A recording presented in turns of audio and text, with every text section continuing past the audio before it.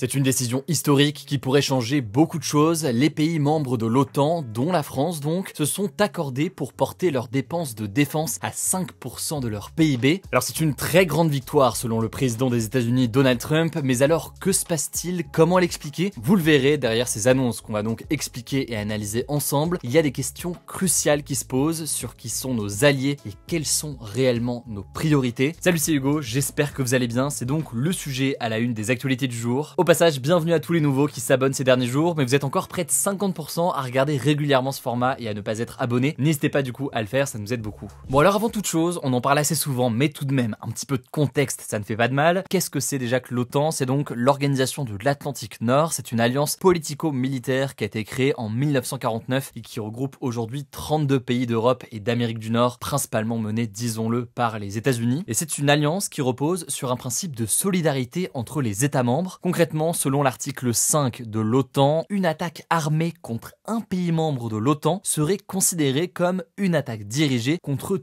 tous les pays de l'OTAN. En gros, c'est le principe du 1 pour tous, tous pour un. Bon, et si on en parle aujourd'hui, c'est justement parce qu'il y a eu un petit sommet de l'OTAN qui s'est tenu ce mardi et mercredi à La Haye, aux Pays-Bas, avec justement l'objectif d'évaluer et de mettre à jour la stratégie de cette alliance, notamment dans un contexte de grande tension internationale. Mais alors, qu'est-ce qui s'est passé et pourquoi est-ce aussi important? Je le disais, l'annonce majeure, c'est donc le fait que les pays membres de l'alliance ont promis de consacrer 5% de leur PIB à leur défense d'ici à 10 ans. Le PIB, c'est donc cet indicateur qui regroupe toutes les richesses produites par un pays en un an, et c'est très loin d'être un indicateur qui est parfait, mais bon, ça c'est un autre sujet et on pourra en reparler si vous voulez un autre jour. Concrètement, le nouveau texte prévoit que les alliés consacrent 3,5% de leur PIB à la défense pure, comme les armes et les troupes, et 1,5% supplémentaire aux investissements de défense au sens plus large, comme la mobilité militaire ou encore la cybersécurité. Et en fait, actuellement, ce qu'il faut savoir, c'est que la règle, qui est en théorie une obligation pour rester membre de l'OTAN, c'est de consacrer au moins 2% de leur PIB aux dépenses de défense, sauf qu'aujourd'hui, il y a environ un tiers des pays membres de l'OTAN qui n'atteignent pas cet objectif, selon les dernières estimations de l'organisation. Bon, et au passage, il faut noter que les 2% de PIB, et même là d'ailleurs les 5%, c'est pas quelque chose donc de véritablement contraignant, c'est plus un objectif politique et quelque chose qui en théorie doit tout de même être respecté par les pays. Bon, mais je vous apprends rien, consacrer une partie du budget de l'État, et par exemple ici de l'État français, pour l'armement, eh bien c'est un budget potentiellement en moins pour d'autres choses, que ce soit la santé, l'éducation ou encore l'environnement. C'est donc évidemment un sujet politique, de priorisation on va dire de la politique au regard du contexte international et au regard donc de ce qui paraît important par les différents gouvernements dans les différents États. Et disons-le, il y a certains pays qui doutent fortement de cet objectif, c'est le cas par exemple de la Belgique ou encore de l'Espagne. L'Espagne par exemple qui déclare que s'engager à atteindre un objectif de 5%, en tout cas pour eux, ce ne serait pas seulement déraisonnable mais aussi contre-productif. Mais du côté de la France, ou en tout cas du gouvernement français et d'Emmanuel Macron, ça semble être bien quelque chose avec lequel ils sont raccords. Par exemple, on peut noter qu'Emmanuel Macron a réagi sur X après cette décision, déclarant, je cite, « Ces efforts de défense, nous les devons à nous-mêmes pour notre sécurité, pour notre souveraineté et pour notre indépendance. » Et pour vous donner un ordre de grandeur très concret, parce que j'en suis conscient, ça peut paraître un petit peu flou dit comme ça, la France a dépensé 2,33% de son PIB en matière de défense en 2024, soit l'équivalent de 68 milliards d'euros selon les données du gouvernement, et en passant à 5% de son PIB, ça représenterait donc un peu plus de 145 milliards d'euros, soit plus du double de ce que la France dépense déjà. Alors pourquoi est-ce que cette décision est prise maintenant et pourquoi est-ce que ça fait autant débat? Eh bien déjà, il y a un premier élément très important dans l'actualité, le fait que Donald Trump a déjà laissé entendre à de nombreuses reprises qu'il laisserait la Russie attaquer tout membre de l'OTAN qui ne contribuerait pas suffisamment au budget de l'Alliance. Il avait déclaré notamment lors de la campagne présidentielle que la Russie pourrait faire ce qu'elle veut avec les membres de l'OTAN qui n'ont pas atteint leurs objectifs en matière de dépenses. C'est donc Trump, on le sait, qui militait depuis de nombreux mois pour que les pays, notamment européens, dépensent davantage en matière de défense. Pour dire les choses assez concrètement, les États-Unis et Donald Trump en premier lieu estiment qu'il y avait une forme d'arnaque dans le deal actuel et que les pays européens ne contribuaient pas suffisamment et reposaient trop en quelque sorte sur les États-Unis. À noter donc, et c'est là l'un des autres points importants, que Donald Trump ces derniers jours, on l'a dit, met en doute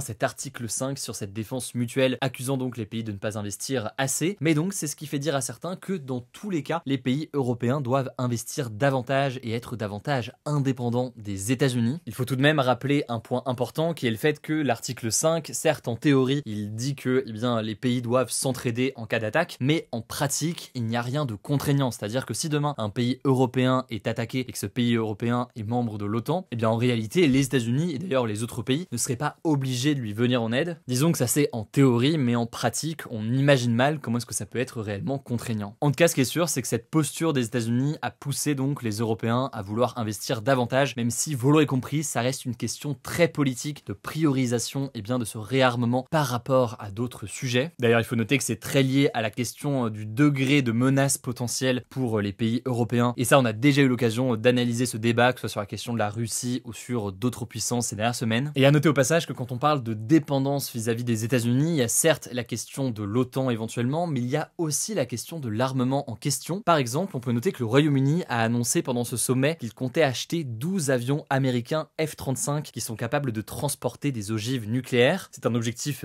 important pour le Royaume-Uni qui repose aujourd'hui davantage sur les sous-marins. Mais là aussi, il y a une question puisque les avions américains, les F-35, de nombreux spécialistes estiment qu'ils sont là aussi dépendants des États-Unis, notamment via des systèmes de mise à jour. C'est là où de nombreux États européens ces derniers jours essaient davantage, d'acheter au sein d'une production européenne. Par exemple, on peut penser au Rafale pour ce qui est de la France. En tout cas, c'est un sujet qui est très vaste, mais ça me paraissait intéressant de faire un petit point sur le sujet aujourd'hui. Vous l'avez sûrement vu, mais sur notre chaîne YouTube dédiée au grand format sur YouTube il y a quelques semaines, on a publié une vidéo d'analyse de l'état, de l'armée française. L'idée étant absolument pas de faire quelque chose d'alarmiste ou je ne sais quoi, mais simplement de voir factuellement à quoi ça ressemble et de bien comprendre le débat et les différents points de vue des différents partis politiques sur le sujet. Si ça vous intéresse, on vous met le lien directement en description. Et au passage, avant de vous laisser avec les actualités en bref, absolument rien à voir avec le sujet que je viens de vous donner ici, je suis très heureux de vous annoncer que notre média, donc Hugo Décrypte, est partenaire cette année d'un festival de musique et pas n'importe lequel, puisqu'il s'agit de Solidays. Alors c'est pas un partenariat rémunéré ou quoi que ce soit, mais simplement on s'associe pour mettre en avant cette année ce festival. C'est un festival aussi qui est fait pour la bonne cause, puisqu'il permet aussi de récolter des fonds avec Solidarité Sida. Bref, je suis très heureux de pouvoir le mettre en avant. Ça se passe donc ce week-end, vendredi, samedi, dimanche à Paris, au niveau de l'hippodrome de Paris-Longchamp. Je vous mets les infos en description. Je vous laisse avec Samy pour les actualités en bref et je reviens juste après. Merci Hugo et bonjour à tous. On voulait d'abord commencer par faire un point sur les violents orages qui ont touché la France ce mercredi soir. 2 personnes sont mortes et 17 autres ont été blessées, dont un cas grave selon le dernier bilan communiqué par la sécurité civile jeudi matin. Un adolescent de 12 ans a été tué par la chute d'un arbre près de Montauban dans le sud de la France et un homme conduisant un quad est mort après avoir percuté un arbre tombé sur la route à Saint-Cyr-en-Paille en Mayenne. La vigilance orange a été levée à 3h du matin dans l'ensemble des départements concernés, mais plus de 75 000 foyers étaient toujours privés d'électricité ce jeudi à la mi-journée selon Enedis, le gestionnaire du réseau électrique français. Au total, les pompiers ont réalisé 2500 interventions en France durant la nuit de mercredi à jeudi. Et autre info liée aux orages, tous les collégiens qui n'ont pas pu se présenter ce jeudi matin aux épreuves du brevet à cause des dégâts pourront repasser l'examen. C'est ce qu'a affirmé la ministre de l'Éducation nationale Elisabeth Borne ce jeudi matin. Au total, plus de 865 000 élèves de 3e ont passé les épreuves de français et de mathématiques ce jeudi. Deuxième actu, un tribunal spécial chargé de poursuivre et juger les responsables de l'agression contre l'Ukraine a été créé. Le président ukrainien Volodymyr Zelensky a signé ce mercredi un accord en ce sens avec le Conseil de l'Europe, qui est la principale organisation de défense des droits de l'homme sur le continent et qui regroupe 46 États membres. Alors ce n'est pas la première fois qu'un tribunal spécial est créé sous l'égide du Conseil de l'Europe. Il en a déjà existé pour les crimes dans les ex-républiques yougoslaves par exemple, ou pour le génocide des Tutsis au Rwanda. Le but c'est donc de juger les responsables de graves violations des droits de l'homme dans le cadre d'un conflit spécifique. Dans le cadre du conflit entre l'Ukraine et la Russie, ce tribunal représente donc un espoir pour l'Ukraine d'obtenir justice pour le crime d'agression. Selon la Cour pénale internationale, le crime d'agression désigne le fait de planifier ou mener un acte d'agression grave en violation de la charte de l'ONU. La reconnaissance de ce crime est importante pour l'Ukraine car cela permettra de poursuivre les dirigeants impliqués. Ce mercredi, Volodymyr Zelensky a déclaré, je cite, espérer que tous les criminels de guerre russes soient jugés, y compris Poutine. En tout cas, la porte-parole de la diplomatie russe a dénoncé la création, je cite, d'une parodie de justice, tout en affirmant que la Russie considérerait la décision de cette future instance comme nulle et non avenue. On suivra ça. Troisième actu, en France, le Premier ministre François Bayrou est accusé de faux témoignages, donc d'avoir menti sous serment dans l'affaire Betaram, suite à son audition devant la commission d'enquête parlementaire en mai dernier. L'accusation vient du député de la France Insoumise Paul Vannier, qui est le co-rapporteur de la commission d'enquête et qui demande que la justice soit saisie. On en a déjà parlé, l'affaire Betaram concerne des violences physiques, psychologiques et sexuelles faites à des mineurs au collège-lycée privé de Notre-Dame de Betaram entre la fin des années 1950 et les les années 2000. François Bayrou est accusé d'avoir été mis au courant des accusations contre l'établissement dans les années 90 sans avoir réagi, alors qu'il était à ce moment-là le ministre de l'Éducation nationale, ce qu'il dément. Selon Paul Vanier, les propos de François Bayrou devant la commission d'enquête ont présenté des contradictions et certaines de ces déclarations auraient été démenties par d'autres témoins. Il évoque notamment des incohérences sur ce que le Premier ministre savait des violences. La présidente de la commission d'enquête doit maintenant discuter avec les deux co-rapporteurs pour décider si la justice peut être saisie avant la publication officielle du rapport de la commission prévue le 2 juillet. Après cette date, ce sera au bureau de l'Assemblée nationale de décider des suites à donner. Quatrième actu, 42% des Français ont souffert de la chaleur chez eux en 2024, selon un nouveau rapport de la Fondation pour le logement des défavorisés, anciennement appelée Fondation Abbé Pierre. Les logements mal isolés, souvent sans volets, sont particulièrement concernés, et même parmi ceux qui ont une bonne note énergétique. Et les plus exposés à ce type de logement, ce sont le plus souvent des locataires, des ménages modestes, des personnes âgées ou les habitants des villes, et notamment dans les quartiers populaires. Et face à ce problème qui s'aggrave un peu plus chaque année à cause du réchauffement climatique, une nouvelle proposition de loi a été déposée à l'Assemblée nationale. Elle prévoit d'interdire progressivement à partir de 2030 la location des logements où la température dépasse les 31 degrés le jour et les 28 degrés la nuit pendant 5 jours consécutifs. Jusqu'ici, la loi ne considérait que le froid pour juger de la conformité d'un logement, mais pas donc de la surchauffe. Le texte devrait être examiné à l'automne, on suivra ça. Cinquième actu, le rappeur Kobalade a été condamné ce mercredi à 6 ans de prison ferme avec maintien en détention. Le permis du rappeur de 25 ans est aussi annulé et il a l'interdiction de le repasser pendant 10 ans. Pour rappel, Kobalade, de son vrai nom Marcel Loutarila, était jugé ce mercredi 25 juin pour homicide involontaire aggravé à la suite d'un accident de voiture à Créteil dans le Val-de-Marne en septembre 2024. Alors qu'il était au volant de sa voiture, le rappeur avait percuté à grande vitesse un camion à l'arrêt sur une bretelle de sortie d'une station-service. Son passager avant, qui était aussi son styliste et ami, est mort sur le coup. Le délit pour lequel Kobalade comparaissait est aggravé par 2 circonstances, la vitesse excessive à laquelle il roulait et aussi la consommation de stupéfiants. Lors de son procès, il a reconnu avoir tué malgré lui son ami et a présenté ses excuses à la famille de la victime. A noter que l'artiste a déjà passé 9 mois en détention provisoire dans cette affaire. Et on finit avec cette actu, les tickets restaurants pourront désormais être utilisés tous les jours, même les dimanches. C'est la ministre du Commerce Véronique Louwagie qui l'a annoncé ce mercredi au journal Le Parisien. On ne sait pas encore quand ce changement sera mis en place. Jusqu'ici, les tickets restaurants ne pouvaient pas être utilisés le dimanche, à part pour certaines professions qui sont amenées à travailler le week-end, comme les journalistes par exemple. Le gouvernement avait aussi déjà annoncé il y a quelques jours que l'utilisation des tickets restaurants pour acheter des produits non directement consommables en supermarché, comme les pâtes, le riz ou le beurre, sera définitivement autorisée, et ce même après 2027. A noter qu'à partir du 28 février 2027, il ne sera plus possible d'utiliser des titres restaurants papier. Et si vous voulez avoir plus d'infos pratiques sur ce sujet, n'hésitez pas aussi à vous abonner au compte Elan sur Instagram. Et voilà donc pour les actualités du jour. Je le disais, n'hésitez pas à vous abonner, mais c'est pas encore le cas. Prenez soin de vous, prenez soin de nos proches, et puis on se dit à demain pour une nouvelle vidéo.